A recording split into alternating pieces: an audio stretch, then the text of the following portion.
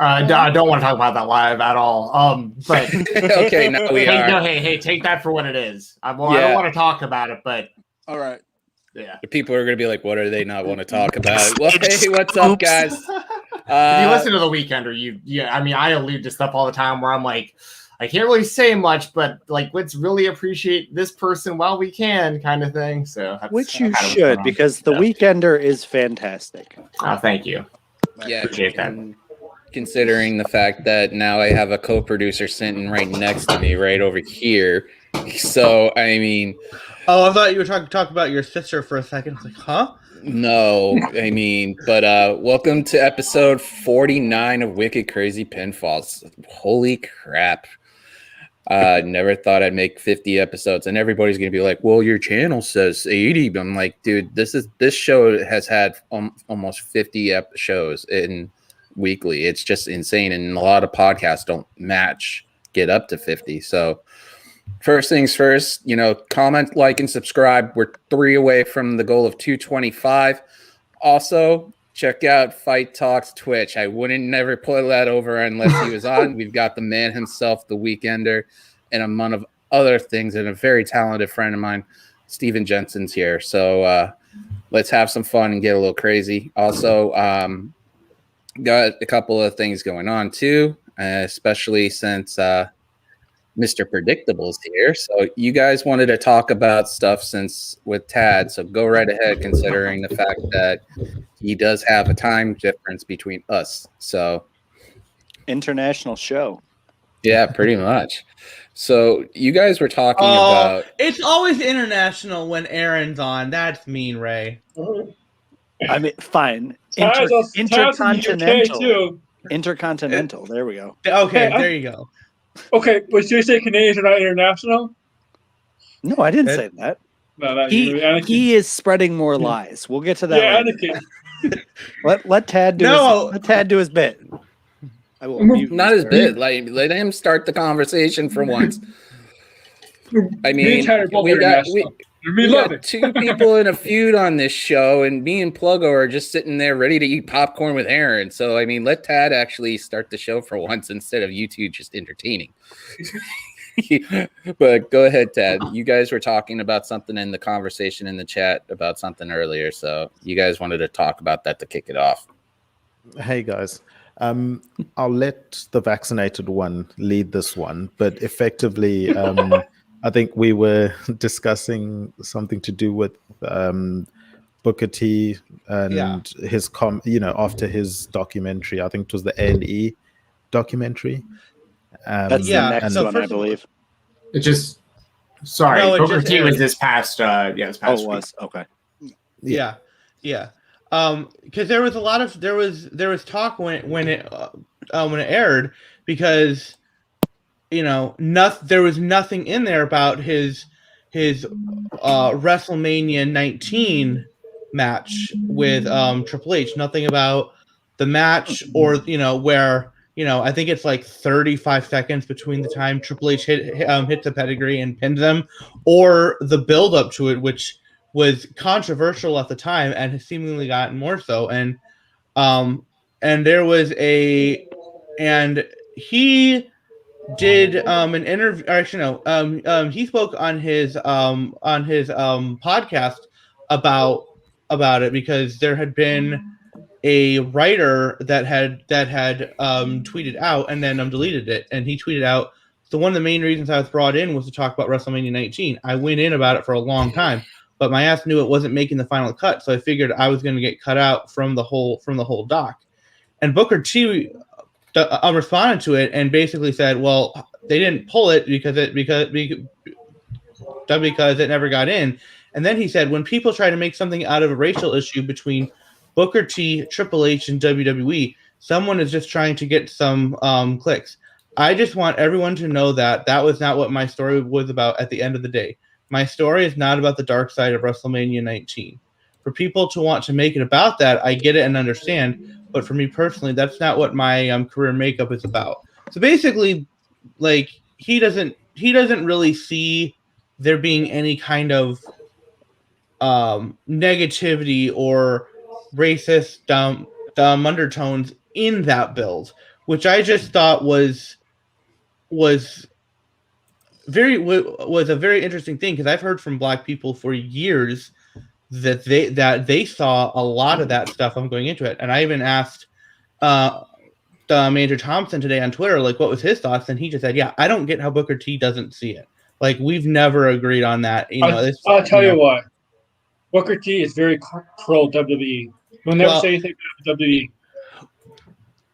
Well, and that's why I was hoping the Tad would be on, because Tad, not that I'm asking you to speak for all Black people, because that would be stupid. But as somebody who is a Black man, I wanted to ask you, what did you think of that whole build, and do you agree with Booker T's thoughts? Yeah, and obviously it's quite an interesting conversation in terms of how he's approached it and how many other people have approached it and how they've thought about it. And as you rightfully said, I'm not here to represent every single person's opinions on this, or represent an entire culture or race or anything like that. But I'll just share from my perspective. And the thing, Aaron brought it up quite well, in the sense that Booker T always toes the line when it comes to WWE. He's not really one that's going to try and basically mess up his paycheck, in my opinion. Maybe it's a harsh thing to say, but he's also justified in doing that if he feels, I don't want to aggravate anyone in the company, so I'll just go with the standard answers or not tackle things head on. Now, when it comes to that feud, I think one of the biggest things for me is just taking into account basically the culture within WWE at that time. If that program was to be done now in 2021, I don't think it would even be a starter. I don't even think that they would, want to do a program like that, or at the very least, someone in the company would be able to sit back and say, okay, whoa, guys, I don't think we can put this on TV.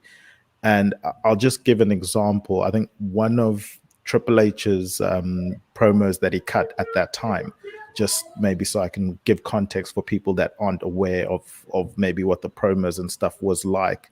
It says, Triple H, this is Triple H speaking, he says, I think you're a little bit confused about what your role in life, I think you're a little bit confused about your role in life here. Triple H began. You're going to get to go to WrestleMania, but the fact is, Booker T, somebody like you doesn't get to be a world champion. People like you don't deserve it. That's reserved for people like me. That's where the confusion is. Triple H continued. You're not here to be a competitor. You're here to be an entertainer. That's what you do. You entertain people. Hell, you entertain me all the time. Go ahead and do a little dance for me. Go ahead. Give me one of those spinneroonies. Entertain me. That's your job. Don't be embarrassed. You're here to make people like me laugh with your nappy hair and your suckers. Hell, I was laughing all week long after you won that battle royal. And obviously, the promo goes on, and there are similar promos like that. Triple H joking about him. He should be his limo driver or like his bag handler and stuff like that. And, just even reading that out loud, I cringe. and I think many people would find that really, the undertones there are pretty strong. And I don't think it's something that you can kind of justify in a sense of, oh, you don't know what you're saying there, because there's a history. And we're still going. So just to let you know, we're all still here. No worries. No worries at all. There's an undertone in WWE, for example, with Black wrestlers, they always mention, oh, he likes to have fun. I never really see that about other races when it comes to, their wrestling characters, but Black wrestlers, they're always quick to say they like to have fun. And you can even look at it now with the Street Profits. They love to have fun. The New Day, they love to have fun. So this is something that has been going on, still today at this present point in time. And then also, stuff like you're just here to entertain, and people like you don't deserve to be champion. Now, with a feud like this, I think maybe you could get away with it if at the end of the day Booker T goes and wins that match, and then it's kind of saying, okay, he stood up to the bully and stuff like that. But to then go and have Booker T lose that match, and not just lose it, but it was a match where Triple H hit the pedigree. They both lay on the mat for about a good 30 seconds. Then Triple H pinned him and still got the 1, 2, 3. Like, some of these, I don't know how you can, look at that and say, one, that's not a burial just of any character, regardless of race or anything like that. But two, considering the promos and, the context of where this feud had come from in terms of how they portrayed it on TV, I found it hard to, to think that it was anything but something like that, something where it is racially incentivized. And, it's a difficult topic because you don't want to go and say, one of the most important people in wrestling in terms of Triple H, you don't want to go ahead and say, is he a racist? Or, maybe he, at the time, that's how he thought, and he's grown. We don't know. Triple H hasn't really addressed this head on or given us any indication either way. I just think from Booker T's perspective, he seems to always toe the line when it comes to WWE, and I don't think he was going to, steer any different from, in this incident, something that he could very easily have explained away by saying it was never meant to be part of the documentary. So that that's the reason why it's not on there. But I think anyone in their right mind would not want that to be part of a documentary in 2021, and there's a reason why. I have no. Why is this? I have no clue what's happened with StreamYard. My internet's all good, so we gotta keep going. Yep, we're all good there. I look at a lot of that stuff too, and like that's a very detailed conversation that like a lot of us have to be very careful with, because like far be it from me to tell a black man how to feel about race. Like I heavily disagree with a lot of the takes that Booker has with a lot of that stuff, but I can't sit there and say that he's wrong, because like I've never lived like that, and I don't necessarily agree with some of the things that he says.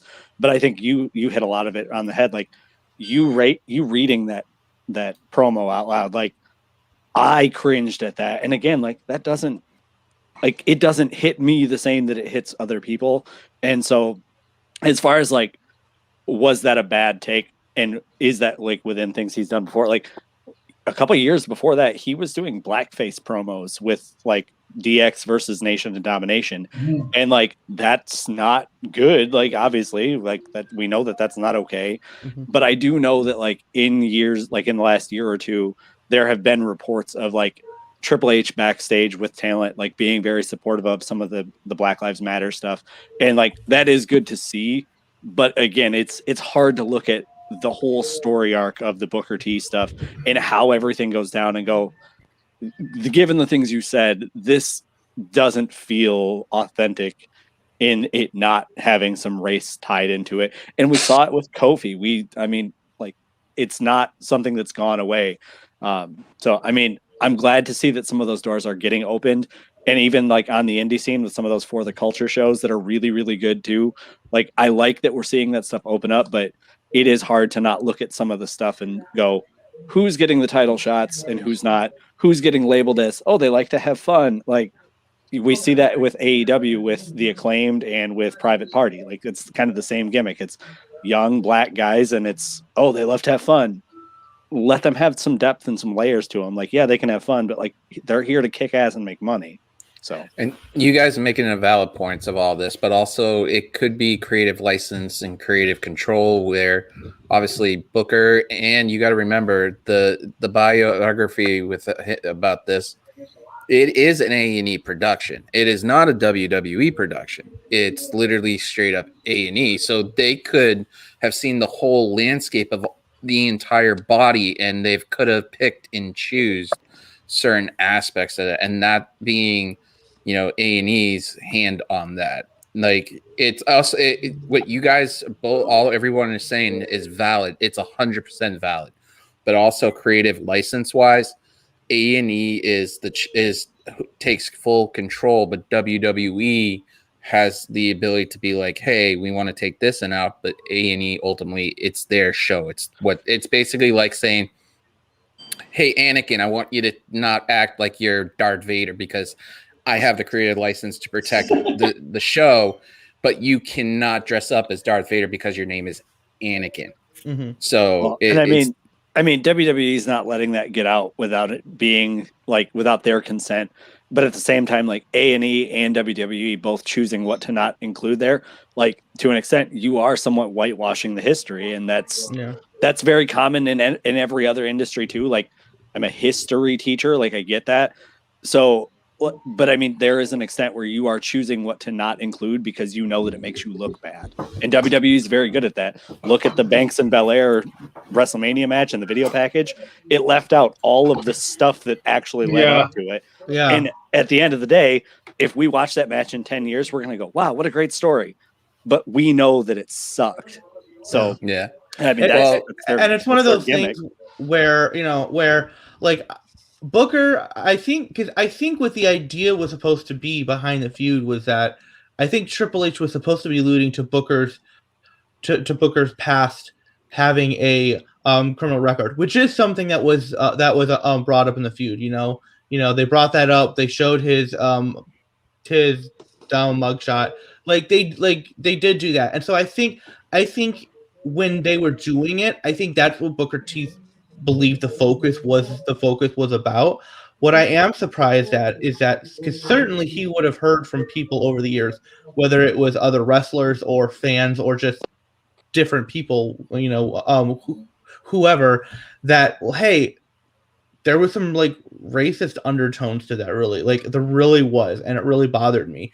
And I'm surprised because it doesn't appear and maybe he hasn't, we don't know, but it doesn't appear as though he has gone back, with there being time and distance and history, and and going back and rewatching that build, watching some of those dumb promos, having this new perspective in mind, and going, maybe there was something here, and I just didn't see it because I was in it. Because I think sometimes, wrestlers will, they'll just be like, hey, I'm just here to do, to do the job, and this is what on the pitches, this is what the story is going to be about. Okay, but as we all know, what the intent of creative in wrestling is, it doesn't always come through when it's actually on TV, and people watching it could take something completely different.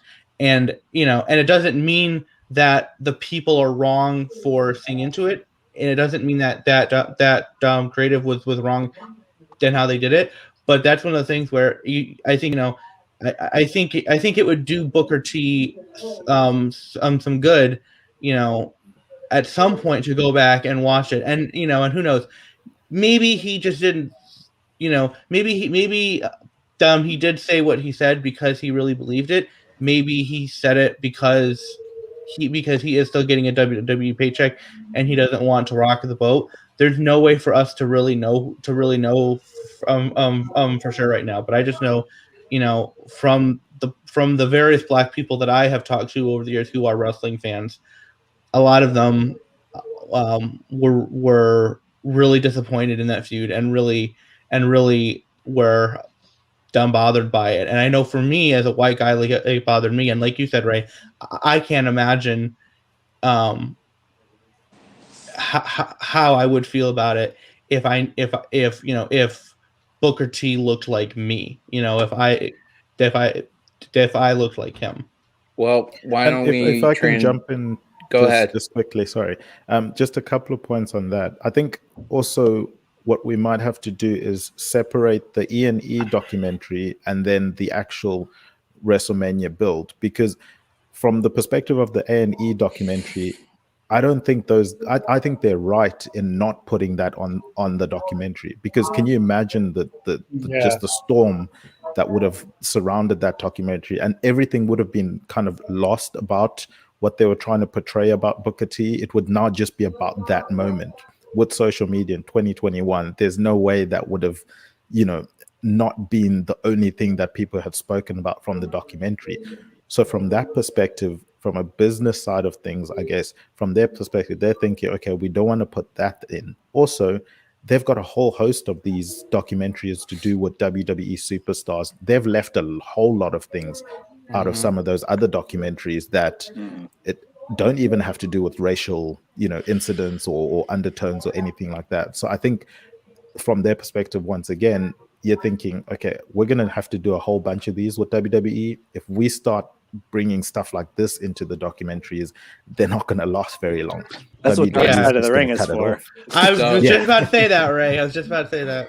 Yeah, So I know whereas these ones are kind of in partnership. And then last thing, just to say, maybe also from Booker T's perspective, at that point in time, there probably wasn't a voice or an opportunity for Black people to stand up and say, hey, this is wrong, or maybe we shouldn't do this angle, or what power did Booker T really have in WWE at that time to stand up, or anyone of color maybe at that time? It's very difficult when he's there, because if he stands up there, that might be him done. That he's losing his job there. It might even be something like that. And having been a kid that grew up in private schooling my whole life, I was very fortunate in that all my life I went to private school. Majority of the schools I went to, I would be one of maybe maximum 4 Black kids in the grade, or 10 Black kids in the whole school and stuff like that. There's certain times there where you just can't speak about something, even if internally you feel it's wrong. In that moment, you're just like, if I speak here, I'm going to be isolated. And looking back, at when you're older and stuff like that, and reflecting on some of the things, you're like, maybe I should have spoken up, but it might be too late. It could also be one of those situations for Booker T. So I just think there's a whole lot of layers to it, and then taking into context the years in which this was happening, I don't know if he would have been. I mean, it would have taken a huge thing for someone to speak up during that climate of wrestling at the time, I think. Well, I want to get Steven here before Aaron. I just said Triple H has so much power back then that if he doesn't think you make business, he's like if you compare Hogan had so much power in his time, Triple H had the exact same amount of power at that time. That was his ego trip. I don't think Triple H had quite that much power. Well, before we keep going on this and stuff, let's get the other 2 members of the crew on the show to get their thoughts on it. Steven, what do you think about this? Have you watched the documentary yet? Yeah, I've watched all the A&E docs and the Dark Sides and all that stuff. I mean, there's a lot to unpack with all of it, but I mean, I think really at the end of the day, in like the simplest terms, the WWE has like a really long history of these kind of things, and I just don't think that they cared until recently. I think that's about as simple as it is. Like there's a long, I mean, even to this day, it still happens to a degree, but like they tend to group Black wrestlers together, Mexican wrestlers together. I mean, it's kind of like they've always kind of done that. It isn't just a Black issue. It's like and I don't want to say they, like it could be one person. It could, I don't know, whoever making the decisions or whatever. For a very long time, it seems like it's been a lot of that. And then there aren't a lot of layers to a lot of like the minority wrestlers, which is something that y'all talked about, which I think is true too, a lot of the time. But at the end of the day, like these A&E docs and stuff, it's going to push whatever narrative the WWE wants out there. It doesn't matter what A&E wants out there at all. It's what the WWE wants out there. So that's why, I mean, y'all mentioned this as well. That's why when you watch the Randy Savage documentary, it's half of it's like he had cameras in his house and it made him look like this overprotective, crazy person. But we know that him and Vince had a giant falling out, and we know that until the day he died, Vince wanted nothing to do with him, and they put him in the Hall of Fame after he died and all that stuff. But you watch the Steve Austin one, and says nothing about him hitting Deborah, which is like a super public thing. Like there's a lot of cases of this. It's just kind of picking and choosing.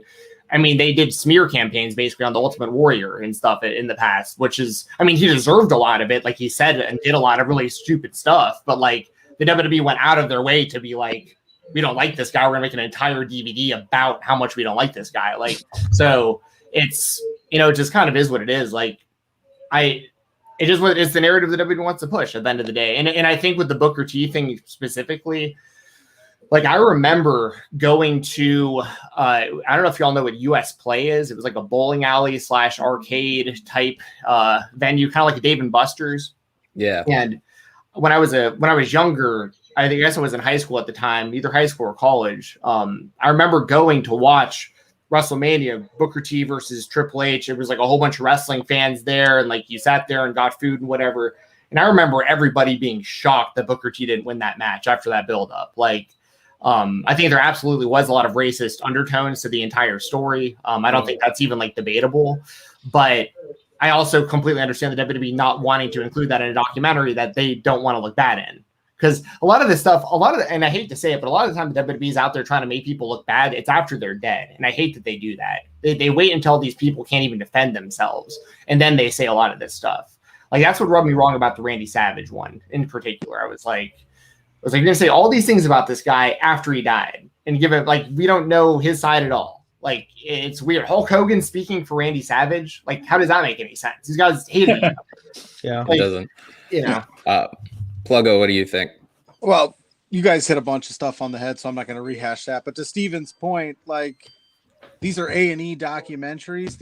If these were WWE documentaries, maybe they would tell them a little different in the sense if they were on the network, right? Because you're trying to get a new audience in. So of course you're going to rewrite history to make it look like the WWE is the greatest thing ever at all times. And yeah, there was some issues, but they're not really big issues. And that's where I take it as I've watched all of them, and like Steven said, they've left out chunks and chunks of things. But to the Booker T point specifically, as I'm watching that documentary, right, you know, he grew up and he had nothing. He lost his parents very early. Mm-hmm. Like, to Tad's point, when he made it to the WWE, did he have the voice to say anything? Maybe he is just saying, you know what, as quick as I got all this, it could go away again, and I'm just going to toe the company line for better or worse and keep getting paid. And he does a lot of great things in the industry. Maybe it's one of those, you can do more damage from the inside than fighting the machine. You know what I mean? He's probably helping with a lot of up-and-coming talent, showing him the ropes. I know he does some independent stuff, has a promotion, I believe, and he does a lot with them. And I think that maybe that's cool. You know, right. And I can't speak for Booker T, and I can't speak for the things that he's gone through, you know, obviously. But like I said, maybe that's his thing. Maybe I'll fight it from the inside and help, you know, propel as many people as I can. And when the time comes, maybe he'll say something. Maybe he won't. Yeah. I have something to say. I think LeBron James didn't say a lot early on in his career either. So recently, because of the backlash that he thought he may or may not get, and maybe he wanted to avoid the Jordan mistake of Republicans buy shoes too. Like, I have something to say about Triple H. Triple H back then, I think he knew Kevin Nash was coming back to the Raw. I think it was the Raw after the Raw or sometime that year, because Nash did come back in 2003. So I think he wanted to keep the title on him. I think Triple H did have some pull there, wanted to keep the title on him, have Nash. Remember the whole thing, Nash was trying to reunite Shawn Michaels and Triple H. Like, why are we doing each other? We're friends, stuff like that. I think he knew about that, so he wanted to work with Nash. I agree he didn't need to put a title on in that feud. But I also think Goldberg was coming back at the time, and WWE wanted to build Goldberg as the next champion. So I think I agree with the undertones. I think the Triple H Booker T match was kind of a throwaway match at WrestleMania in WWE and Triple H's deal. Why don't from this point on we go to something positive? Click thing. Let's go something positive. And Tad, are you going to stick around to talk about AEW? I can just mention, because I watched it with the missus. I watched the last segment. So she was saying, are you guys going to speak about AEW? And are you going to talk about that ending? Then I was like, I'm probably only just going to come on for a little bit. I don't watch AEW right now. I really don't care about the ending. I'm trying to go through it, but I have the perfect people to do it. And especially having this guy who loves AEW a lot, which I learn a lot more listening to him about AEW than anything, especially when you have these two, Ray and him, on. It's going to be awesome. So Blood and Guts happened.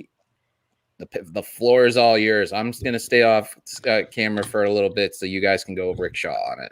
Yeah, I love AEW, but I also would prefer to defer to the pro. So, Steven, I'll let you kind of take the start with that, and I'll just kind of fill in. No, that's No, not me. Mr. No, not you, Fight Plug. By Talk. all means, by all means. This guy. No, you go for it. Steven. I mean, Put him well, on thank the you. I mean, I don't. This level of respect is definitely not needed. I'm sitting here drinking a beer, y'all. Like, I'm not. It's not nothing serious. But I would say like if you're talking blood and guts, like the match, then like the show overall and stuff. It was like the bases were full. The guy swings away. The ball goes all the way to the warning track, gets over the fence, and then like the center fielder makes like the best catch ever. Like just like right when it was like going to be perfect, just that last thing happened. You're like, oh, that just had to happen. Mhm. It's not nearly as bad, but it's reminiscent of the whole botched electric or the explosion thing that they tried to do. Yeah. It's like they literally like. If they would have just not done, like they had it, like it was there, it was fine. The blood and guts match I thought was done great. The story was told very well. It just they overthought the ending, just like they did at the pay-per-view, and I just hate that happened because now it's like that's what people are talking about. The blood and guts match should be remembered completely separately from that fall. Like the match itself was really, really well done, I thought. And then if we could just forget what happened right afterwards and the other thing is too, right?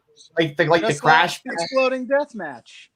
Yeah, right. Yeah. Well, but so like, and the other thing is like, I don't mind that Jericho like landed on crash pads and stuff. It was just the way that they shot it, like because you could tell that the stage was made of cardboard. Like you could tell that like it was super, super fake. So.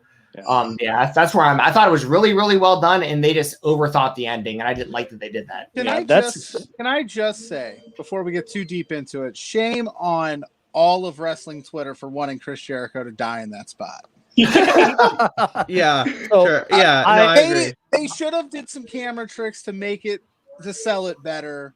Yeah. But we yelled and screamed when Matt Hardy took the bump off the scaffold and how unsafe it was. Mm-hmm. And then they go over the back that way to safe it, and everybody's like, he should have just ate it and died. Well, even back in the day when like Shane jumped off the Titantron, like that thing was loaded with crash pads. Like he landed on like you know what I mean? Like this isn't a new thing. But you didn't see them. That's what I'm saying. Exactly. Yeah. No, yeah. I'm saying without seeing it, yes, they should have hit it better. But and I think thinking he should die.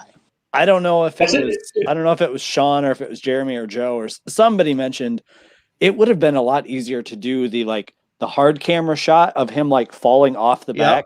And then if you have one of those side shots that is good, then you do that on a replay. Like just thinking that shot through from a camera angle on the production side of things, like that would have been a very easy fix. Cause you're right. Like, what do you want to do? Like the dude is 50 years old. Like, do you really want him to die? Like probably not. Yeah. But I completely agree with you as far as like to use the baseball analogy. I like that. I would say the ball didn't get caught right over the fence. I would say it bounced on the warning track and like bounced over the wall. And so you got that's actually probably better because it still wound up being good. Like they didn't lose the game. Yeah, but like, right. And you still got to run. You just didn't get the grand slam. Like I like that. To me, I really liked the majority of the match, except for I didn't like the commercial breaks. Now, from what I heard, the international viewers got that a lot better. But the commercial break when MJF leaves the cage, like that was a big miss. You have to get that right. AEW does a bad job with that. They do a bad job with the commercial break. I didn't like that once they got on top of the cell, it was like, okay, everything else is just kind of whatever. Like, go back and forth with the camera angles to show stuff happening or split screen it or something. But it seemed like that part took too long because the match was really, really good. You started getting people back and forth in there. You got a full 5-on-5 for a little while. And then it should have kind of ended at that point. Now, I know some people have said that they didn't really like the fact that like he quits. Like Sammy says like, okay, we surrender. And then Jericho throws him off anyways. I personally liked that because because MJF is supposed to be a slime ball. Why would he care that the match is over? Like he gets a chance to throw Jericho off.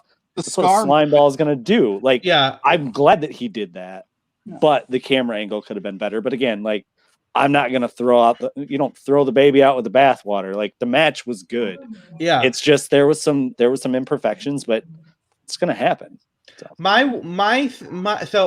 So there was two things that I had an issue with the match at the end, because yes, the commercial breaks, that was really unfortunate. Like I didn't know how they had gotten out of the cage, and so I had to ask down the Discord, how'd they get out of the cage? And like, oh, Tully got the key, and I was like, oh, okay, I must have just missed it. And then on the post show, I hear, oh, that happened during the commercial break in the picture-in-picture, and I was like, oh, that's how I missed it. And it's my main criticism, one of my criticisms. And it's just one of the things where it's like, we all hate whenever, in WWE, whenever they put on a rest hold and done stuff. But the fact is that if you notice during NXT, when they do a picture-in-picture, a lot of that stuff is rest hold stuff. It's stuff like that. Yes. It's stuff to keep it going for those in attendance, and if you're watching it during the commercial, to have something to watch. But they are very rarely going to do big stuff. And if they've also big been stuff, doing it for 10 years. And if they do big, if they do have something, that joke's old, DGMC. We're done with that. And if they do something big during picture-in-picture, as soon as it goes back to full screen, bam, immediate replay. They'll show it in full thing, so you don't miss a thing. And which is not something AEW does it a lot. They tend to go commercial breaks. They tend to have major stuff going to happen during picture-in-picture or commercial breaks. Where I agree with you, NXT. When they do that, they don't do anything major to make sure it wrestles. You don't see a major move, a major sequence, during a commercial break or picture-in-picture. That's why they show the instant replay. If something happens, they show the instant replay. But NXT, and as Wrestling Plug says, they're experienced at it. But AEW have experienced people have been in WWE before. They should know this. Yeah. I don't mind there being useful match time on picture-in-picture, but when you're doing blood and guts and it's that big of a move, that needs to be on screen. Like, I'm glad that they don't just throw rest holds on for 3 minutes, because that sucks, both trying to watch the picture-in-picture to the point where, like, I don't even pay attention to WWE's picture-in-picture anymore.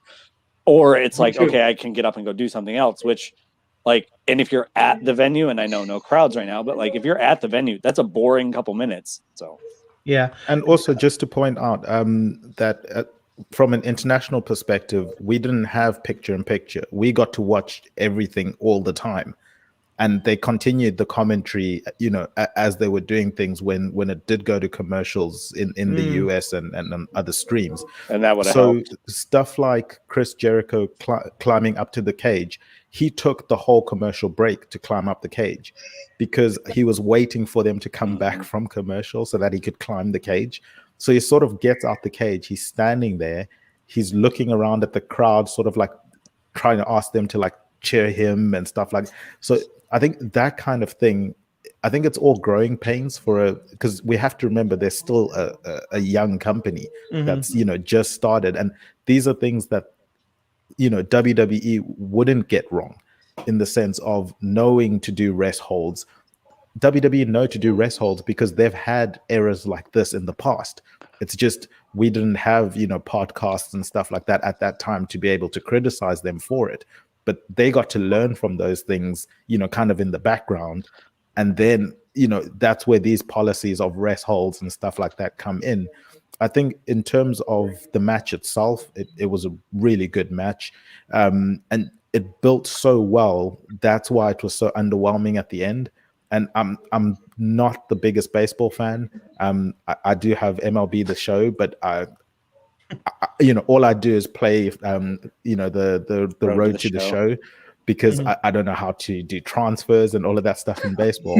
Yeah. But maybe I'll use an American football analogy and say it was like Danny Dimes when he broke through for that like 80-meter run, and you can see him, quarterback goes for a QB run and he runs up the field. He's got about like 5 yards left and he trips over his own shoes. That's kind of how I saw that's actually happened this year with the Giants quarterback. Yes, That's why yeah, I said Danny Dimes. No, it's like that. No, it's like that I one. remember that. Like, So this that's is funny, weird. by the way, just because of the typo. Yeah, yeah, Crack barrel. yeah. You know, this match should have been at the pay-per-view at the end of the month. So So- I was going to ask that actually. I like that they did it on TV to like promote a big show, to show this cool concept, but the fact that they only do 4 pay-per-views a year, you're asking people to pony up $50-$60, you need to make those like appointment viewing. And as good as the last couple of pay-per-views have been, I don't think that they've really like been as good as they could be. I feel like this is a stipulation that now that you put it on TV, you now say to everybody, hey, the next time we do this, whenever that might be, let it happen organically. Don't make it a every May thing the way that WWE does War Games. Like, let it happen organically. But the next time you want to see this, sorry, but you got to pay for this. And then we don't deal with the commercial nonsense. And then, like, to me, it's simple because you've got to put big stuff on these pay-per-views outside of just, hey, it's a title, because we get those. That's what Cody's doing this Wednesday, man. He's making a big announcement. Scoops, guys. It's going to be some blood and guts / exploding death wire dog collar match at Double or Nothing. The cage is nothing but exploding barbed wire everywhere. Yes. Let's do it. Let's do it. I get what your point, but that'll be what brings back. They'll bring in gotta, Nick Gage for it because he's So going to be my other issue, but they are doing what the WWE isn't doing. Is they are being unpredictable with it. They are putting these matches on free TV. As we all know, this WWE is like, well, come to Backlash and watch this, or come to War Games and watch this. So they're giving it to us for free. So and even for that alone, we shouldn't crap on the ending. Like, it is what it is. But to that point, though, like WWE can pull it off because they're running 13, 14, 15 pay-per-views a year, and they're on Peacock. AEW is asking people to spend $50-$60 to watch these shows. And yes, you're only doing 4 of them a year. But if you're going to ask people to do that when they get blood and guts type of stuff for free, like, why bother spending the money? Like, I'll do it, but like, you need people to have a reason. The other issue that I had with it to know is just to be able, because I saw, there were a lot of people that were angry. People were getting upset with what happened on the show. There's a fan on the field. I'm watching my Blue Jays game. There's a fan on the field, and the guy is chasing after him. Oh no! No, it's not a fan. It was a race. One of those races. I thought it was a fan because the guy had a uniform, but it's not. It's one of those things that it seems like to do. Yeah, what I was gonna say is the fact that I've kind of gone blank now. Well, why don't I do this now? Sorry. I want to change from. I have one other thing that we haven't talked about, and that's the actual finish of the match itself. Because for me, that was what I had a problem with more than Jericho getting thrown off and landing on pads, and that being clearly seen. Like I got that. To me, the actual finish of the match was kind of weird, and maybe it's because I'd never really watched any of the old War Games done in the NWA and WCW, which were submission or a surrender. The only ones I'd seen up until Blood and Guts was the NXT ones where they add a pinfall. But to me, like, it was a little weird how it went because you had MJF and he's got Jericho. And Sammy's there, and he's like, no, don't do it. And MJF is like, I'm going to throw him off. No, don't do it. I'm going to throw him off. No, don't do it. I'm going to throw him off. Okay, we surrender. And just like that. And it didn't seem like there was any, like, it didn't seem sudden enough for Sammy to just all of a sudden throw in the towel. Because there had been a shot of one of either Santana or Ortiz starting to climb up the cage. Yes. And I was waiting for that to kind of have a thing. And if it had been a thing where MJF spotted him and then it's like, I'm going to throw him off. And then MJF starts to, and Sammy stops him just in time and then surrenders.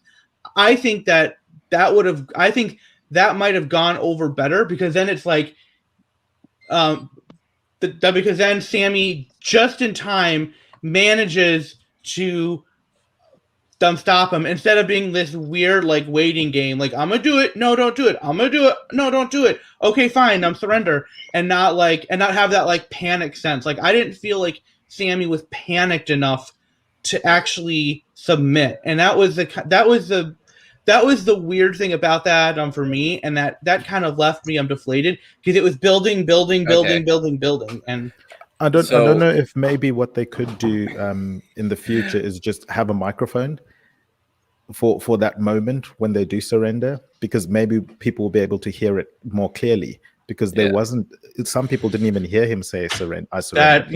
That microphone, then you can hear it. And then last thing, what I was going to say earlier is, it's so, people get so offended when you criticize AEW, like they can do no wrong at the moment. Or on the other side, if you criticize WWE, like they can do no wrong.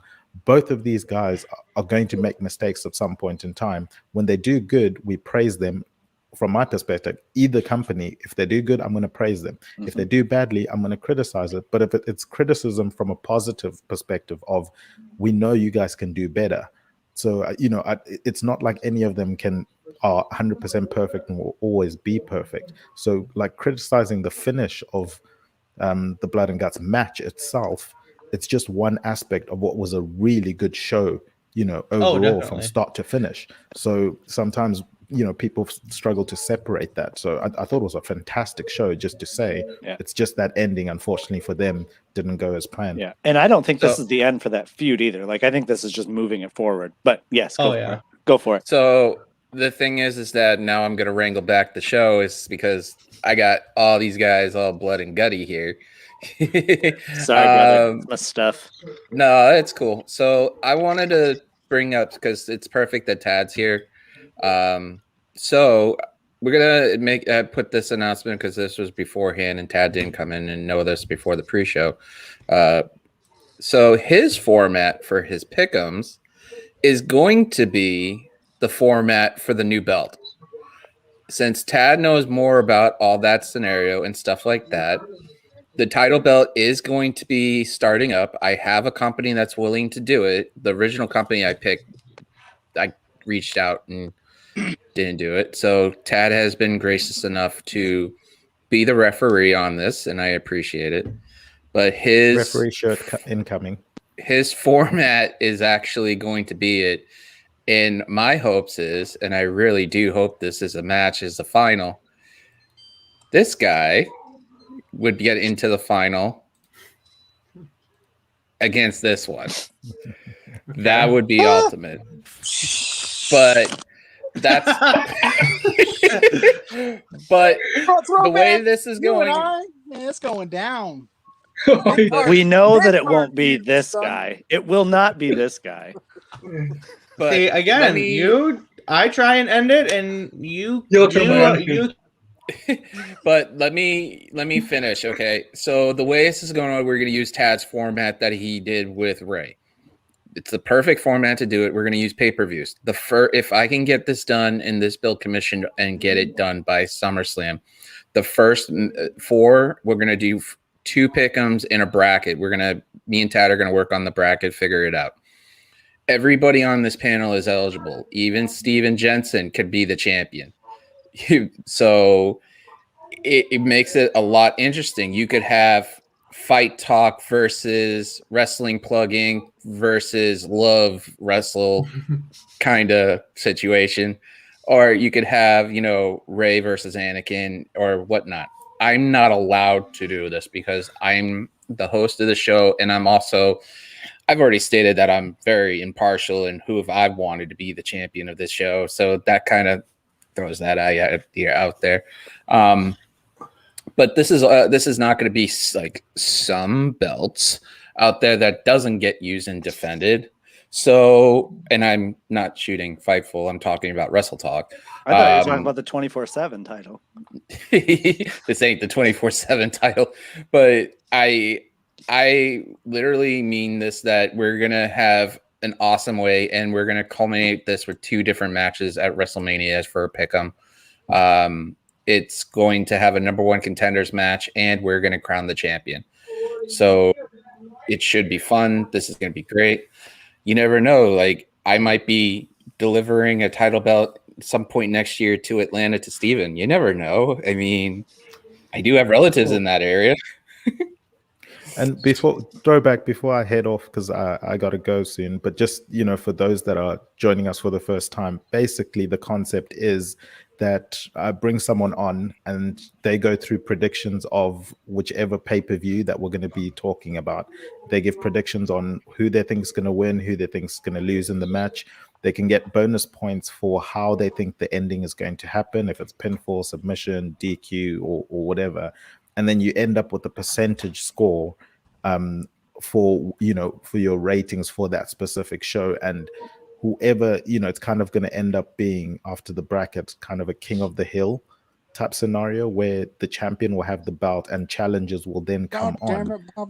And then they can go head to head on picking, who they think is going to be winning specific matches on pay-per-view. So maybe initially it will be, the first one was with Angry Beaver. So he set a really good standard there.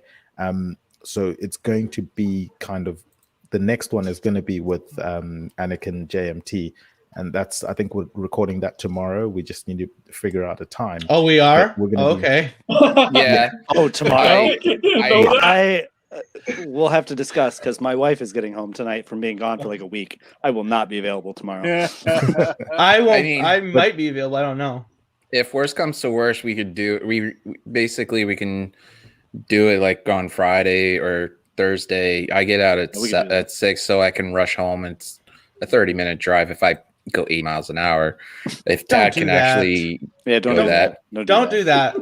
We do not advocate speeding on this show. Okay, you want to get it real? You were on the air driving to work. I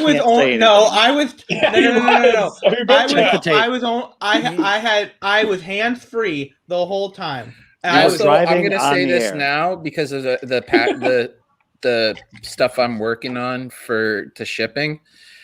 Anakin, when you get your care package, you need to open it on air. Deal. I'll do that.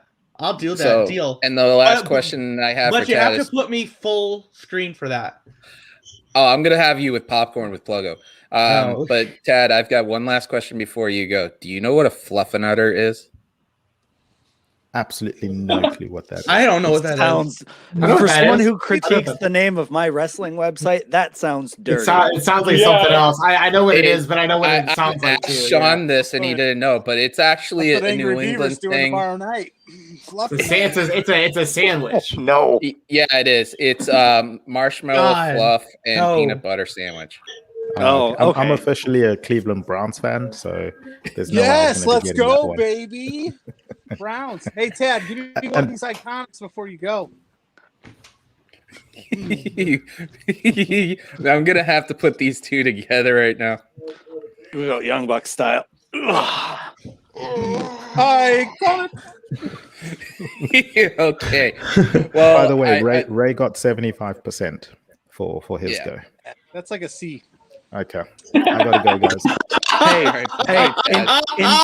In baseball, that is a phenomenal. They're drug testing. This isn't baseball, Ray. This isn't baseball. Have a good night, man. Be safe. Hey, you know what? In a world where everyone gets 50-50, I'll take 75%. Yeah. Well, this has been one interesting 49th episode of the show. That's for sure. Iconic. Oh God, man. What?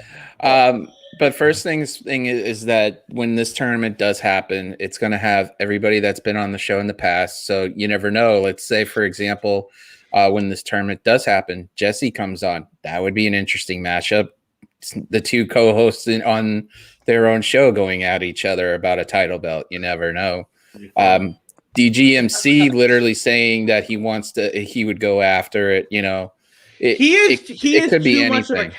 of a coward to do it. He won't get a proper mic. He doesn't have a video camera. He's too much of a coward. As I heard him talking for 2 minutes. That's it. Well, we got about 6 minutes because I promised a couple of people. Russell Rex in the fray. He's on the show. We got 6 minutes left because we have. I know a couple of people here have to literally rush out and do some stuff because it has to end at a certain time. Yep. What I think the biggest takeaway from all this week in wrestling is that there's so much variety out there that we're literally spoiled. Like you had blood and guts. Like tonight you have 3 major matches going on right now that for the first half of NXT. Just so many good things, you know. So with the pay-per-view coming up, and there's one other question I'll ask everybody. What is the one match you're looking forward to at this bloody god-awful name? I'm just going to call it Backlash, but I'm not calling it WrestleBack really Mania Lash. That's what we're calling it. Alex Pulowski has declared it. WrestleBack Mania Lash. Triple threat match. Women's triple threat match. I was going to say which one. Oh, yeah. Triple threat match and the Bianca Belair versus Bayley match. I'm going to say the women's matches. They're the most they intrigue me the most. Because I think they're the best potential. Yeah, I haven't watched WWE since their last pay-per-view. I'm looking at their card right now, and for me, that's got to easily be Roman Reigns Cesaro based on what I'm seeing right here. Oh, that's true. Yeah, that's gotta be. That's where I'm at too. Like, and it sucks because like I go into that knowing like Cesaro ain't winning that. Sure, but the other matches have been built so poorly. Like the men's triple threat, like we've just seen them in singles matches last several weeks in a row. Like it's dumb. The women's match could have been built really cool because like Charlotte ended Asuka's streak at WrestleMania. She beat Rhea last year at WrestleMania. This is WrestleMania Backlash. What better time for Backlash for WrestleMania sins than a good story with the 3 of them involved, but they screwed it up. I'm looking more forward to the Roman and Cesaro match and then probably Bianca and Bayley. But again, that match doesn't have anything of a story to it. I just know that those 2 are going to have a good dynamic together. That's what makes it intriguing. With WWE, we all agree it's bad stories. The matches tend to end up being good. Yeah, well, because everyone can work now. The thing with the Cesaro and Reigns match. Well, for one thing, Cesaro is well overdue for a title match. For one thing, yeah, and 2, it has a lot more meaning to it in depth. And this Cesaro feud with him. With Roman could go all the way to SummerSlam, and that would be a major thing. And they've done I don't think it's going to go that far. I could see one. They're teasing Seth Rollins, I think. I don't know. Just based on SmackDown. The Jimmy return is nice. Like that's adding a cool layer to it. But of all, and that could actually throw a match into the mix. But they're all making the losers look really good too. So Cesaro could come out of this thing looking like $1 million, kind of maybe like not. It's apples and oranges, but the Britt Baker coming out of the Thunder Rosa loss, you know, he comes. It elevates, right. I see what you're saying. It elevates them even in the loss. It elevates him, and then maybe you do something with him where he moves on to Raw, and eventually you could see him as a WWE champion. Nobody's touching Roman. I think you're right on the money. What they should do, but this is once again coming from someone I have not watched the Raw or SmackDown since WrestleMania. I've given up on NXT now that they're calling my favorite wrestler Cool Kyle. I was like, okay, I'm out. But what, Frankie Monet wasn't enough of a reason? Yeah, right. Hey, shout out to Ty Valkyrie. I mean, I'm glad. Here's the thing. I don't dislike anybody for going and making money and like doing their thing and wrestling where they want to wrestle and having the schedule they want, whatever it is. I don't knock anyone for signing with the WWE. Some of my favorite wrestlers are currently with the WWE. Some people I know that have signed contracts or heading to the WWE that like, I don't know what the future is going to look like, but I'm interested. So I'm excited. I know probably about 3 or 4 of the next PC class that I'm hearing about. So it's like they're setting up their future, I think, really well with who they've got. But like from somebody, once again, from the outside looking in, the way that I see it is like they need to continue to push Roman, like make him the extreme outlier in this. Like you need to try to create a new star. That's your best chance for sure. He should not be losing. He should lose till next WrestleMania or after that. Like keep winning. Agreed. But if they can build some people like Cesaro, like Wrestling Plug was just saying, if you can build some people like Cesaro that like even if they lose, but then they do one of those drafts or shakeups or whatever, and he gets separated from Roman, now it's like you can believe him being the champion on the other show. Like no one can beat Roman, but like you could be the champion if you're away from Roman, possibly. Yeah. So I think that's smart. Like build as many of those guys as you can on SmackDown. Call up the right people from NXT and I mean try to build new stars, but you got to do it based on Roman. Keeping Roman strong is like the key to their like future, I think. So I know, that's what they've been wanting to do for years. They've been Yeah. wanting Roman 2008 strong for years. championships are Sure. a thing of the past.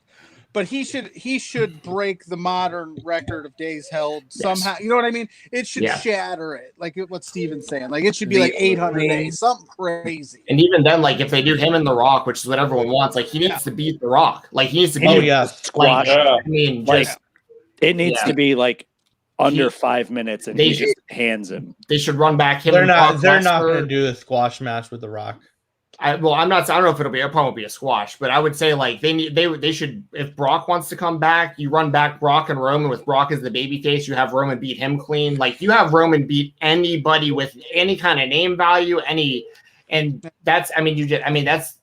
He's by far the most interesting thing I think that WWE has. And then he right gets now. so big that the title doesn't even matter anymore. I also Right. The That's Rock what you want. doesn't need a title. Doesn't need a title. But then the problem is, and then he leaves the company. That's what the WWE is really always afraid about. Is like they build these people to like the John Cena level, and then like they're afraid like they're gonna get too big for the company and go do their own thing. And I think that's where you see a lot of the 50-50 booking. You know what I'm saying? They probably got real nervous when he did that bit role in Hobbs and Shaw. They're like, oh no, did he get the bug? He's gonna become Lobo in the Lobo movie for DC. You just watch. So the thing is that the only person who I can see in that entire company that literally, including the UK, could literally match up to Roman just for how dominant they are is Walter. And Walter versus Roman, it would be like interesting to see. They would ruin him so badly on Raw or SmackDown so quick. It would be. They would. Walter would be. Look at Walter would be. yeah, that's true. They did. Walter would be jobbing so fast. Like the person who has the best chance in NXT UK to be a star is Ilya Dragunov. That guy I could see being like he could be mad. Tyler Bate as well. He's still got he's still super young. Like NXT UK's got some damn good talent. I think Ben Carter or Walter from Walt Frazier, not Walt Frazier. Nathan Frazier. Is it Nathan Frazier? Nathan Frazier. Walt Frazier. It's a better name, bro. But like they got some real talent there for sure. But like Walter, I think is best where he is right now because like they can keep him as a monster like champion there. But if the second you see Walter across the ring from Braun Strowman, WWE's going to have Braun Strowman just kill him. I mean, I read an article. He said he doesn't want to be here. I read an article recently that he was Guys, asked. I gotta get going. I read an article just recently that he was asked about which three of his dream matches to defend that title. Daniel Bryan was number one. Okay. Cesaro was two, and Finn, which he really wants bad, is to do that. Well, and all three of those matches make sense because like who wouldn't want to wrestle Daniel Bryan? Then the other two, just because of where he's from, like that makes sense. But Walter, I think, has said like he doesn't want to be in the United States. So I look at him as a guy that like, to a certain extent, embrace that. Let him be the core of your NXT UK brand to make it alluring to the fact that like someone like Finn Balor or Cesaro or Sheamus might be like, hey, you know what? Or Drew McIntyre might say, this dude keeps getting all this buzz. He's had this UK title for 3 years. What's the big deal? Let me go over there. Like, and that can build up UK, which I don't know that is really on their priority list. But if you make him an attraction for that brand, because he doesn't want to come to US anyways, kind of do it like what Ciampa's doing in NXT. Like find a way to make that useful. Yeah. All right. Well, we got a couple people who have to go because of certain obligations. I'll let these two people go first. All right, Ray, tell them where they can find you, man. Oh, you can find me on the Twitter at AngryBeaver1127. I do Impact, AEW, and WWE prediction shows. I just dropped 2 today because we have 2 pay-per-views this weekend. I also have a wrestling blog that is in its infancy. It's called Wrestling with the Beaver, and I look at old pay-per-views from the 80s and the early 90s that leads to the road to, I call it the road to the Monday Night Wars. So I do all of the pay-per-views in sequence, and then I review them, and it realistically is probably pretty boring to most people, but it's where I can kind of get my history thoughts out there. So feel free to give that a look at if you're ever curious, but find me on the Twitter. right there. Hey, Yeah. Ray, who We're do you gonna- think? Who do you think wins the main event at Under Siege? Who do you think gets the title shot? So I kind of looked through all 6 guys and kind of just looked at where do they go. To me, I would like it to see Chris Bay win this Good because choice. he had that connection with kind of bridging the gap with New Japan. And I think he's a guy that can get elevated by losing. Because, like, I know everyone looks at Moose and thinks, like, oh, Moose. He's the But man. you're not taking the title off of Kenny yet because he just got it.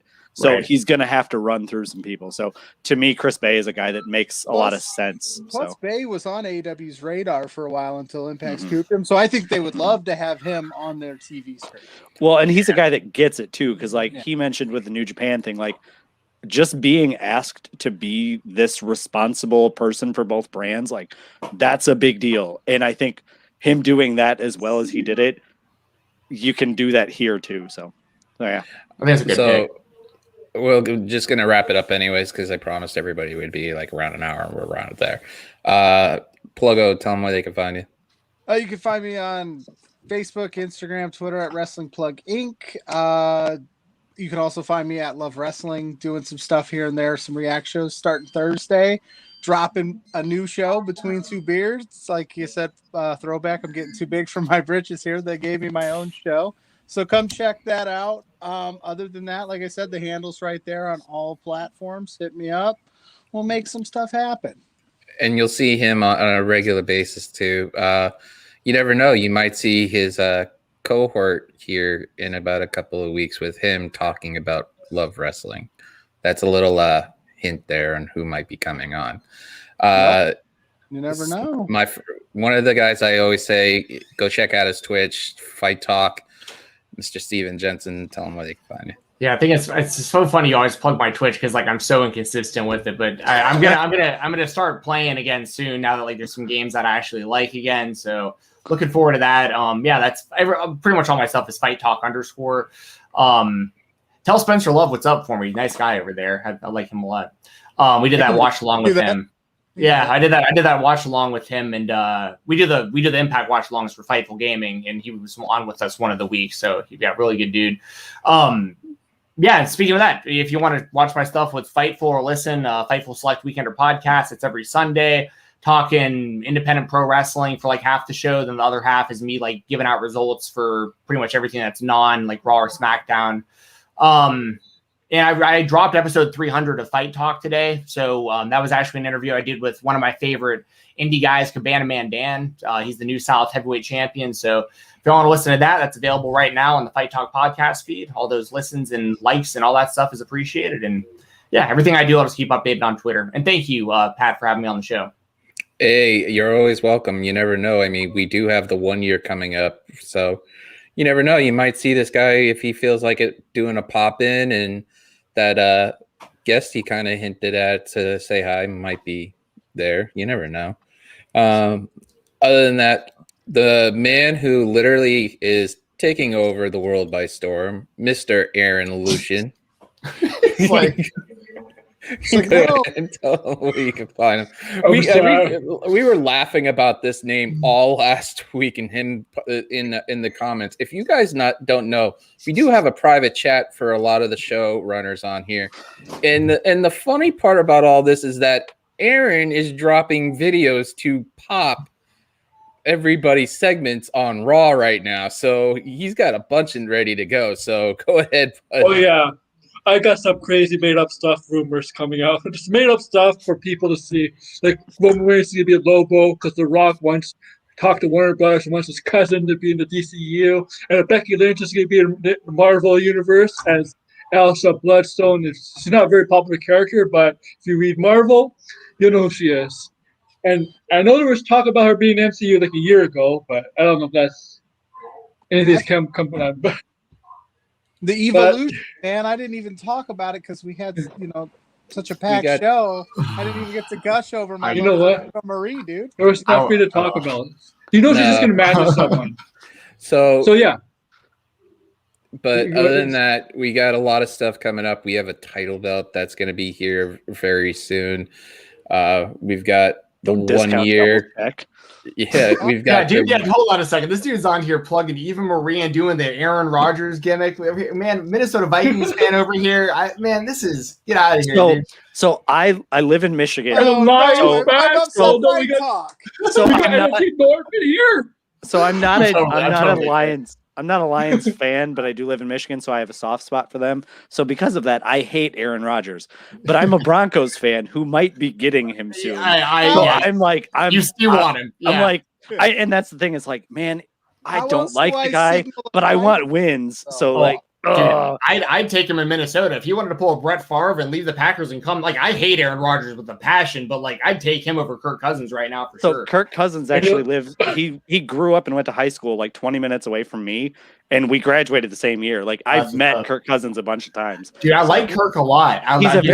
He's a nice dude. He's like the nicest dude out there. But yeah, I get you. He's not good when it matters. That's what Kirk Cousins is not. He's not good when it matters. Well, and Aaron Rodgers, I still think is like a top 5, if not top 3 quarterback potentially. So it's like, I hate him because he sucks, and he sucks because I hate him.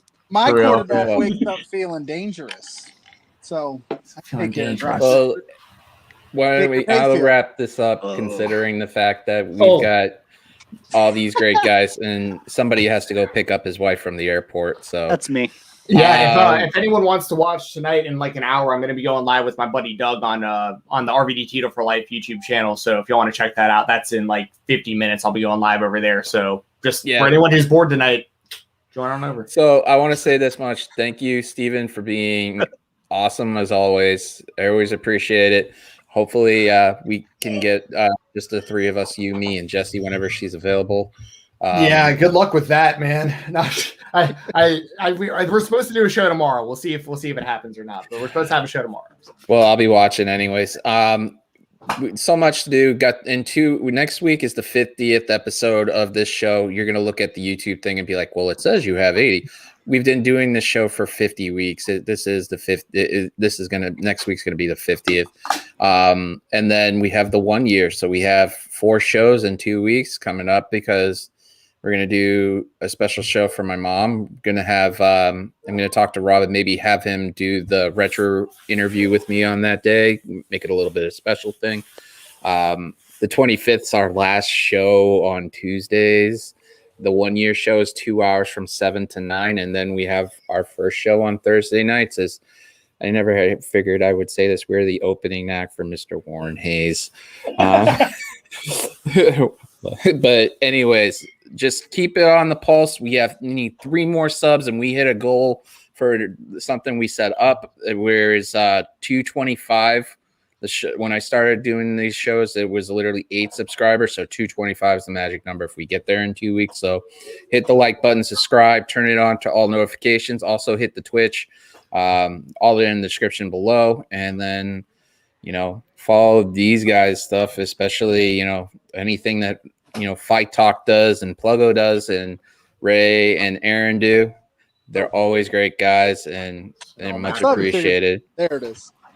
So, but the last thing I gotta say is Pluggo's got his britches up tight. So do a good deed, pay it forward. I'll talk to you guys later with all these great guys.